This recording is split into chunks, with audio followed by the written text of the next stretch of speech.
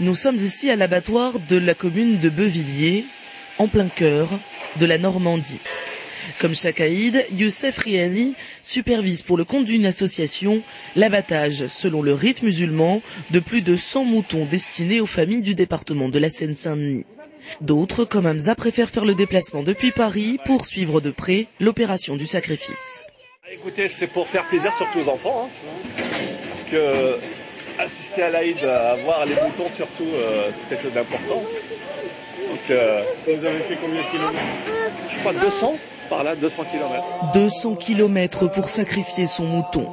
2 jours avant l'Aïd, les musulmans de Seine-Saint-Denis apprennent de la préfecture qu'aucun site d'abattage itinérant ne sera autorisé pour le sacrifice de l'Aïd.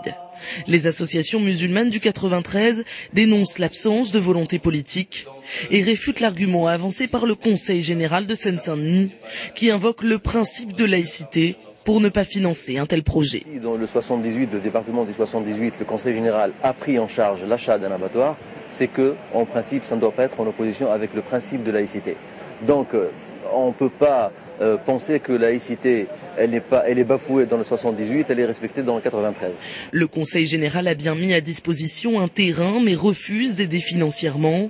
En septembre dernier, les associations musulmanes du 93, le Conseil régional du culte musulman de France, le Conseil général et la préfecture de Seine-Saint-Denis se sont mis d'accord pour ouvrir un abattoir itinérant. Mais crise oblige, les investisseurs n'ont pas été nombreux à répondre à cet appel d'offres. Et pour ceux qui y ont répondu, ils ne remplissaient pas toutes les conditions. Il y a des règles sanitaires européennes qui pour le moment nous empêchent de le faire.